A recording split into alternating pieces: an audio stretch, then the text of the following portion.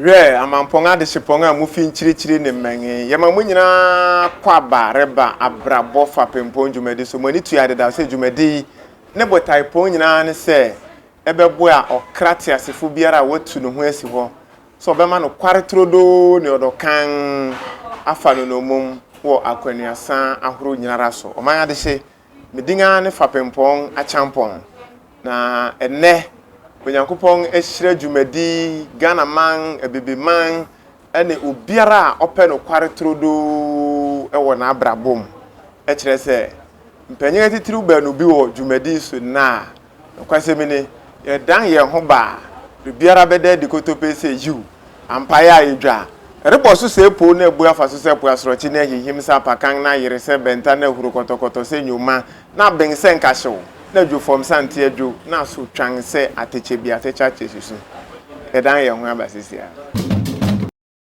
re o ma de hye ma munyina kwa ba reba Abrabɔ Fapempong dwumadi so ene ahobrasim merebesua niama pi a me ankasa kra no kwase bi ni minim ho hwe na bensa aka me papa nimpon eye opanyim pa okurati pa esodai pa otwasa pa eduaba pa amanenhwe so pa me ho abamfa so pa se two odikanfu a otu ansa na afoforo tiem wo hip life ankasa akwantum Makura Reggie. Thank you.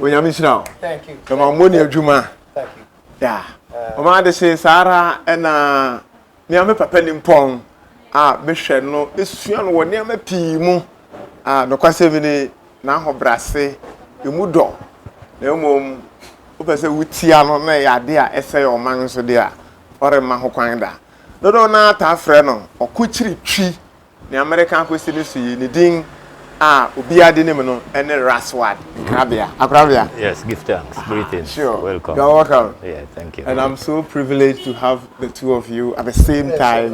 You're not fooling me. You're making up some of these words, man. Thank you. You are making up some of these true words. I mean, that's appellation recital. Whoa. Anyway, for the sake of clarity, and for the purpose of someone who is watching the two of you for the first time, which I'll be very surprised, but can each of you kindly explain or briefly tell us who you are in your own words and exactly what you stand for in life? Right. Yeah. With your grand intro, I am actually short of words. So I'll just make it really short. Okay. My name is Reggie Rockstone. Yeah. And my claim to fame is being the originator of hip life. Yes, I'm Pan-African, the son of Ricky Saint Osei. And here we are. And then what do you stand for? I stand and sit and lay for everything that's African. Okay. Of course, humanity comes first because we was human before they even branded everything. Yes. But yes, I stand for Africa. I sit for Africa. I lay down for Africa. I run for Africa. Yeah. Okay. And then Ras. Yes. What exactly do you stand for, and how will you, describe yourself in your own ways? Yeah, well, I mean, the word Ras, as you say, Ras, it represents Rastafari. Yeah. Rastafari is about truth, justice, and rights. Okay. Right? Love, peace, harmony. So, in reality, Rastafari is a socialist in a sense of taking care of the social welfare of the people. So from that standpoint, yes, I am a Pan-Africanist who believe in Africa first. What, in your view, is the difference between a Pan-Africanist and a Pan-African? Is there a difference? There's no real difference there. Okay. It's just a matter of playing with words, Okay. Yeah. That's English. Sure. Okay, Makura Reggie. Do you describe yourself as a Rastafarian? No, I'm not Rastafarian. I wasn't born into Rastafarian. I was actually born into Christianity. Okay. So I didn't have a choice. Nevertheless, I have studied, I study all religions, the good ones, of course. Okay. And so Solidarity, identify with the truths. So Rastafarism is one of those ones that I did subscribe to their ideologies, the same way with the Buddhists, same way with the Muslims, same way with Christianity. But yes, I was born Christian. Ras, what, in your view, does Rastafari means in practical terms? Well, I mean, Rastafari is a liberty, is a way of life. You know, and we use the word liberty because of the fact that it's something that you live, right? Your daily experience of interacting with nature, interacting with human beings, must manifest that relationship. Okay. So Rastafari to us is that our daily expressions must represent truth, rights, and justice. Some people keep saying that Rastafarianism began as a rebel group, not in a negative way, against everything European, like white supremacy. That's not a bad thing. Is there a truth in that? It's That's true. not a bad thing. It's true. Yeah, well, it started as a liberation movement. Okay. Right, it's an anti-colonial force. Okay. It started as an anti-colonial force from way back, Okay. as a liberation movement. It was later on that the religious aspect came in it, right? Because it came from that era of a Pan-African era of them trying to find themselves and to also recognize God within us, rather than looking out to see God outside, right? So this is why you see they even identify with an individual, Haile Selassie, and say Haile Selassie is God, right? From that perspective of finding a symbol for us to relate to, as opposed to what was imposed on us from a Eurocentric standpoint. Sure. But did they start with Haile Selassie, or it started before? No, it started as an anti-liberation movement. Okay. Yeah. So that was the name given to it. Anti-colonial, yes. Oh, But okay. Rastafari came when Haile Selassie was crowned King of Kings and Lord of Better Lords. than Yeah. any religion I have. Yeah. So, so that came in later on. But before it was an anti-colonial force. Okay. Yeah. Okay. What, in your view, is the relevance of Rastafarianism today? I think he just summed it up. And you know what? Just listening to him break it down Yes. really further makes me Yeah. have a higher respect and understanding. You know, God help those that help themselves. Sure. Yep. So from when he said That's right. that it began with them being anti-colonial, you know, that means they look, man, you know, there's a difference between a freedom fighter and a terrorist. Sure. And usually when you fight for yourself, the man them, they're going to call you a terrorist. Yep. Yeah. That's right. Then you have a freedom fighter.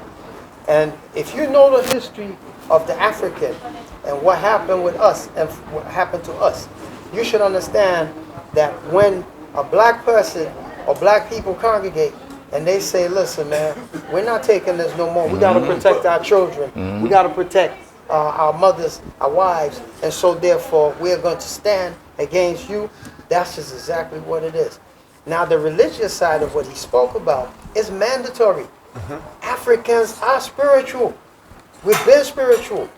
We knew God before the white man came. So that's total. Yeah,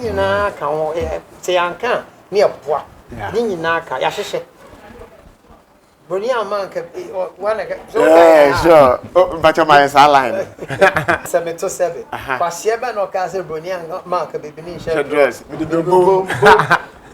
You understand me? So all of these things, they are pretty self-explanatory. Okay. You know, and very natural too. You know, if you inflict pain and atrocities on my people, then I will That's right. naturally defend myself. That's right. Yeah. It's a defense mechanism. The spiritual side of it is already there.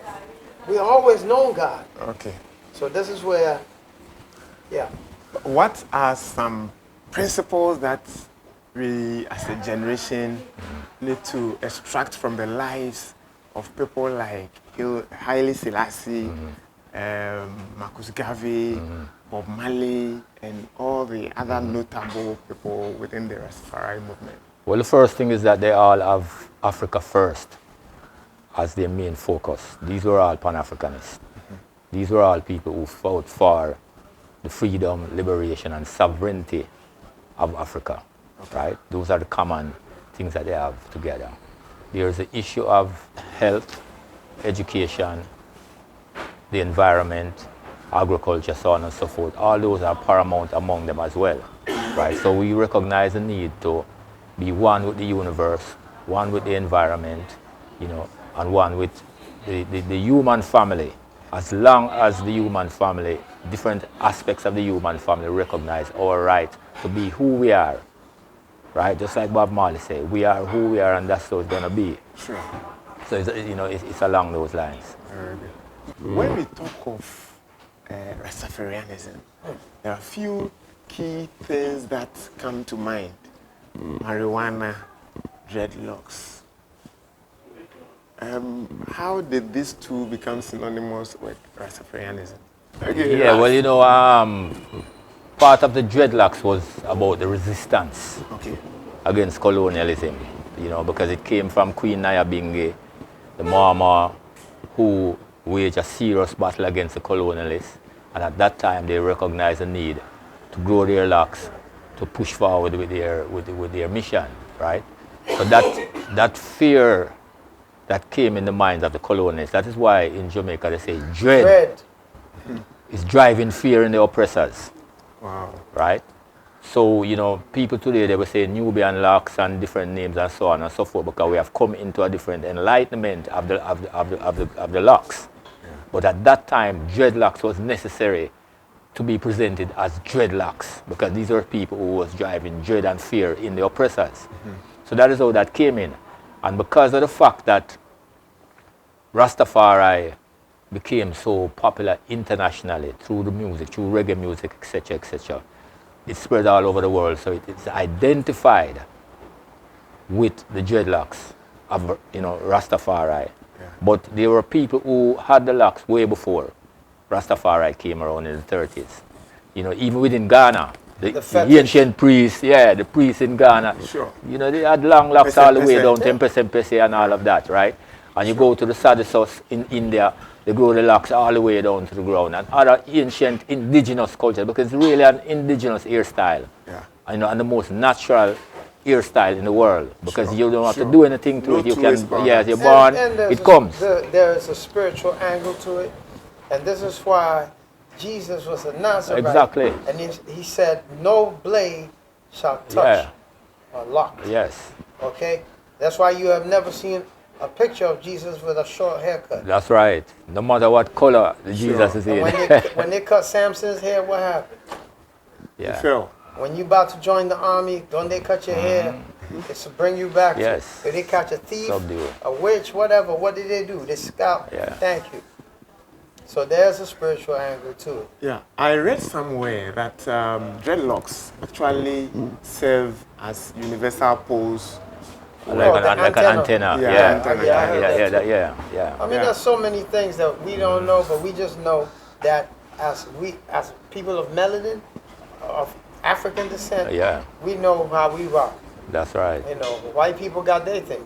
You know, Caucasians got their, this is us. Yeah. What of the association with marijuana? With the 12 tribes of Israel?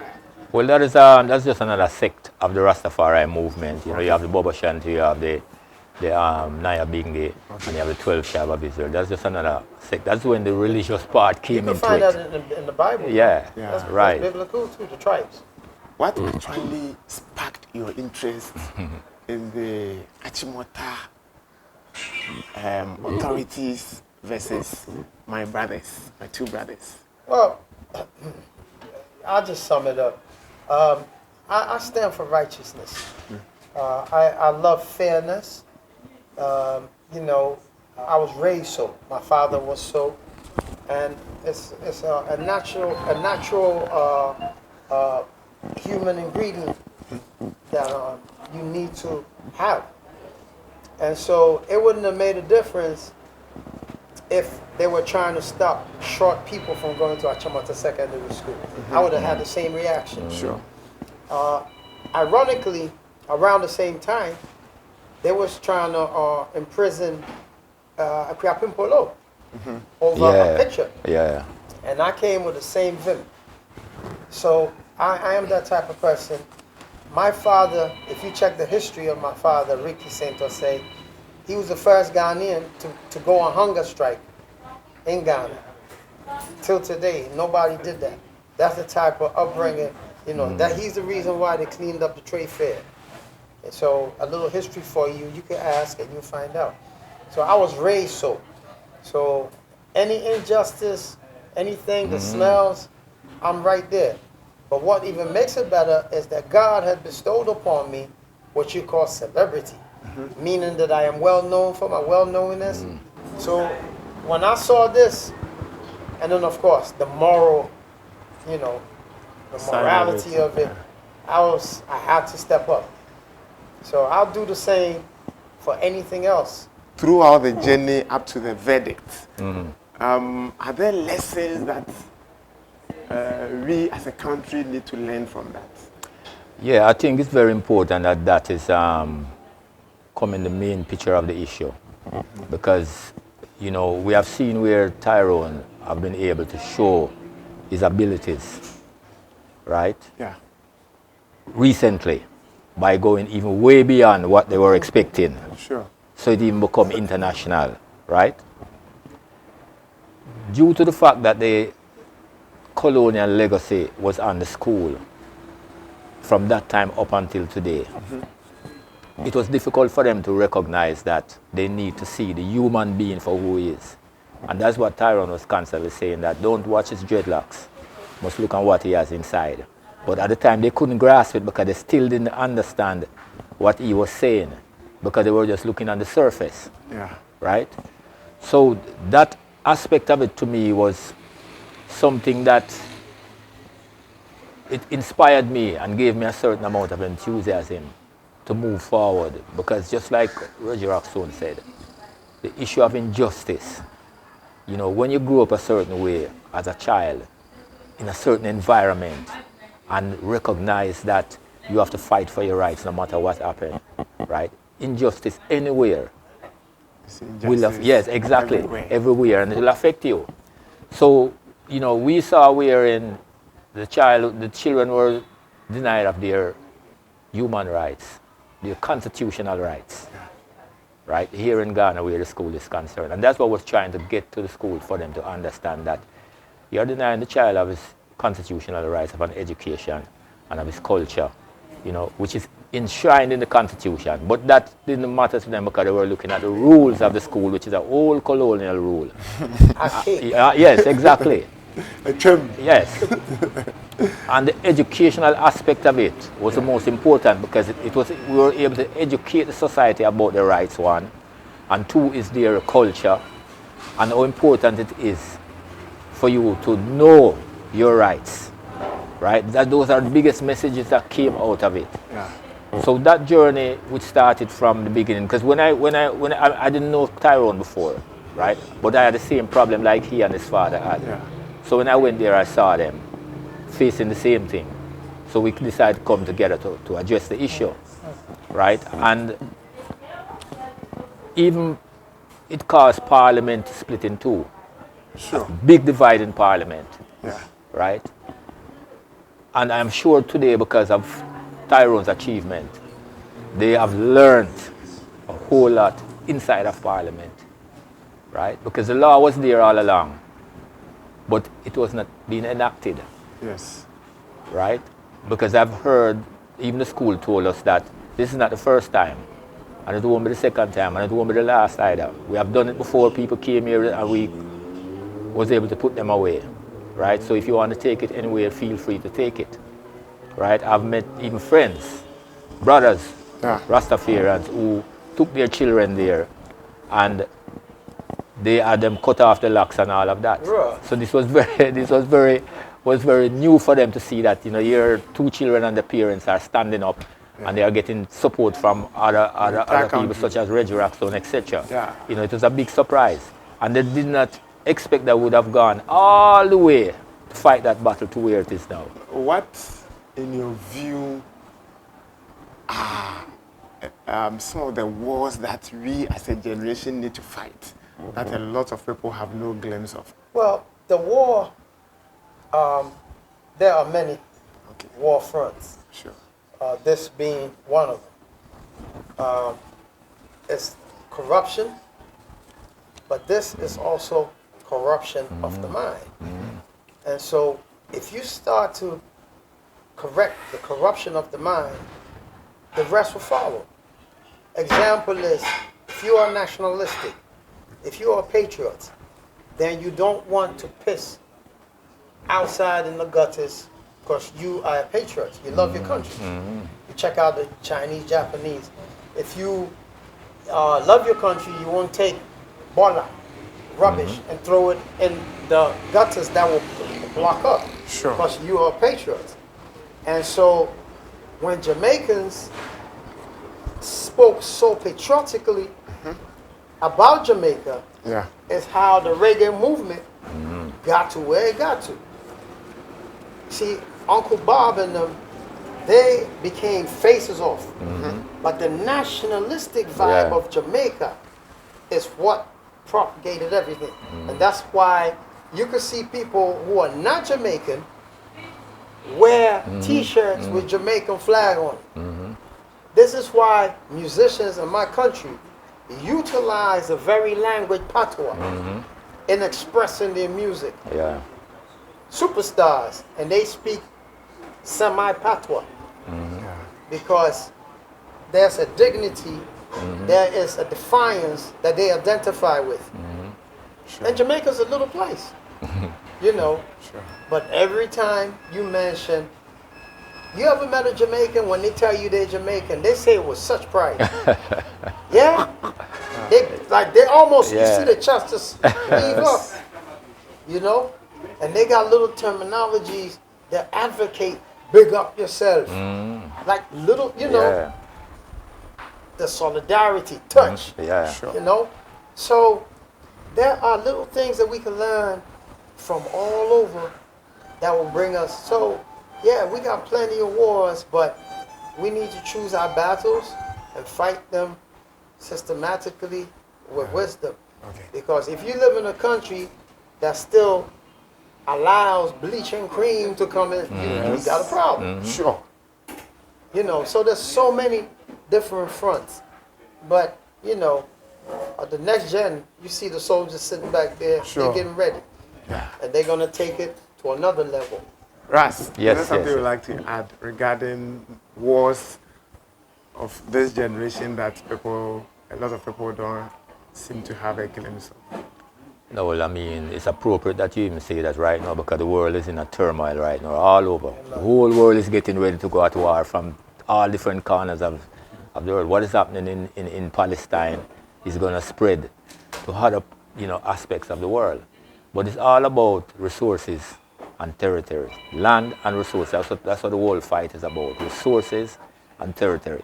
So it's very important that we recognize that those are the main issues, not so much religious, even though they try to make it look like it's a religious war going on over there. It's all about the resources that is in the ground and the land.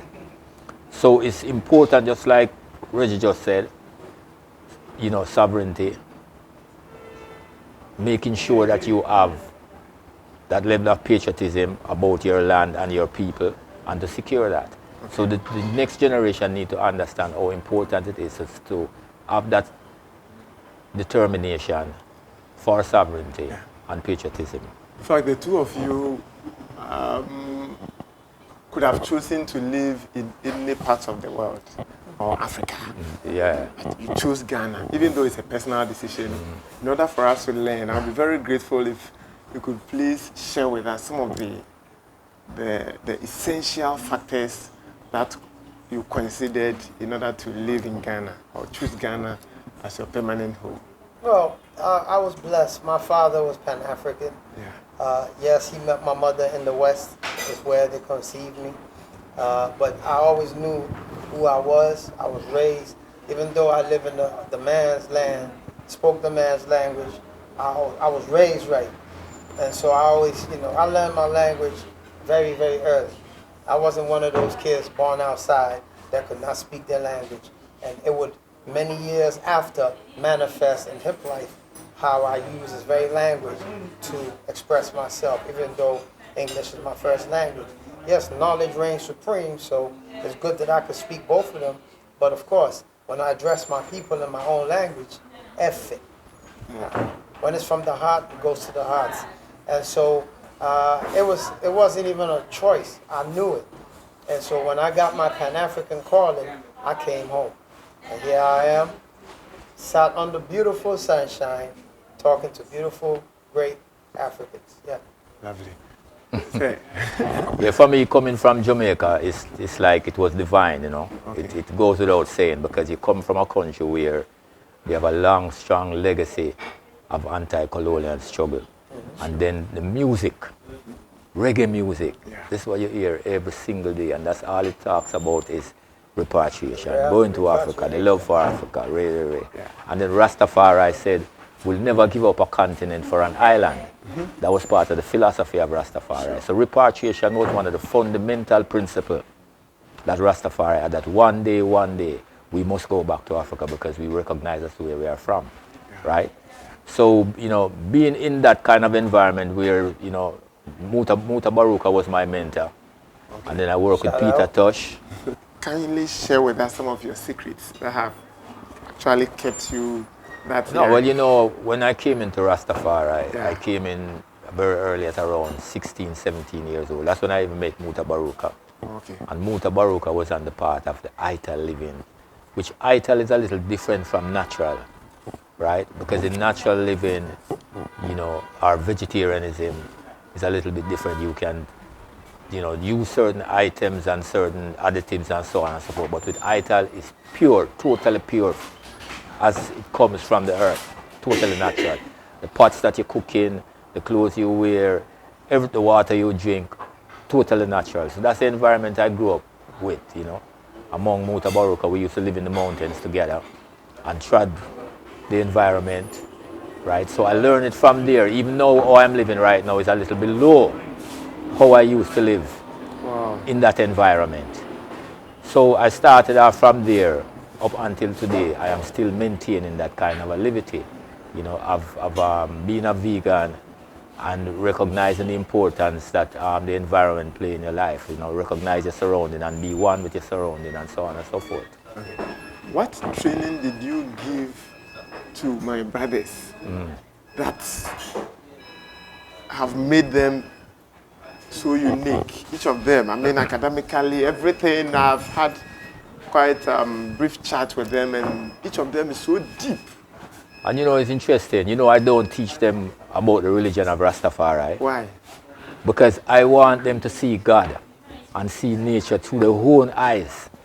I have never sat them down and teach them and taught them about, and not taught them about the... Unlike me, they took my ass to church, put me in a bow tie, and showed me white Jesus. He's not doing that. So what they do, they learn from how I am and the people around me. That is where they get all of what they have right now. I've never sat them down and to even taught them the history of Rastafari. Has any of them been barbed before? No. They were born with the locks just like that. They have no idea what comb feel like or scissors are. They have never have it. My children too. Yeah, same. Yeah, just like yes, the same way. Wow. And what, in your view, has been the positive result of this lovely habit? Self. Yeah. Identifying with self, knowing self. Yeah. Having an ID and a proud one against all who say it's not. And you stand up and say, no, not my family. That in itself. Yeah. When you brave heart. So, And then, of course, it comes with a whole castle of wisdom. Okay. The way you eat, the way you talk, respect to everything. Okay. So once you begin with one, it trickles to all of it. What's your view on organized religion? Organized religion is really politics. You have to be careful when you go into, it's just like going to politics. You know, it's man has a big hand, a meddling hand in it, and so a lot of words and things that have been said from past that were meant to really uplift and empower can be twisted and used wrongly. And this is why I respect all religions, but I will identify with truth, and I will make sure that I decipher truth. And so, yeah, that's my take. I raise an eyebrow to organized religion. It's too political for me. Nevertheless, in this pure form, if you subscribe to it the right way, then you will receive the right benefits of it. But just to follow and just be led, what they said is what it is, it can never be, because God gave you a brain to decipher. God help those who help themselves. That's right. So if you ain't helping yourself by seeking knowledge and wisdom, then you are a dummy. Sure. And the devil deal with dummies. Sure. Ras, is there something? Yeah, you know, organized religion, it divides people. Divides people. Yeah. A lot of the wars I see going on right now, a lot of it is about religion. And it keeps people separated. And in order to really, you know, manifest the attributes of God, you really don't need religion. Because the indigenous people will teach you how to live with yourself, live with your fellow men, and live with the environment without having war with each other. So I really get my inspiration from indigenous cultures and how indigenous people live. Okay. So religion is not really necessary for me. Okay. What is your view on GMO? Genetically modified organisms. Sure. Well, I mean, it's imprisonment. It's By all about standards. yes, it's about controlling the food that we eat and to use it as a weapon against us. Right? That's what GMO is all about. It's about reducing our health to such a level that you'll be forced to take pharmaceutical drugs, because once that comes in, they are going to take you to another level. Then they're going to present some solutions, which is that same pharmaceutical drugs to cure you from whatever harm from the GMO. So I would look at it as an oppressive system of capitalism, where the main reason why they are in it is for excess profit and power. Those are the two main reasons. None of them good. Yeah. Both. Greed, Yes. power. Yeah. To put it short, you are what you eat. And so if you are selling and pimping poison you want me to buy, That's I right. gotta be sick. So you need to make me sick via what I eat. And so when you touch on what I eat, I get sick, then I go and buy the drugs. The biggest drug Yeah, dealers. exactly. Very Touch. sure. Yeah. I'm more than grateful. Give that. Omar say, Benny say, 7 pengaduasa. Uhu kruchi amansa wesi eti mumebu adabe nchawasu ya nukura damra mariguanga. Umbisare ne kasiye. Sanitani ya wahono, echeng ne kasiye ene ne damrama. Benny say, sebe, asempa itia. Nyake chine doso. Midinga ne Fapempong. Ema munyina mwenishe, ema mweniti aneshi. Nasene, ibesenge shiebiu. Papa womu, Nkrabea womu, Bibiara, Ubesua de Papa, me say, Nkrabea womu, womu, Abrabɔ Fapempong, Jumete Papa, Abrabɔ Fapempong, Jumete Papa, Papa, Abrabɔ Fapempong, Jumete Papa, Abrabɔ Fapempong.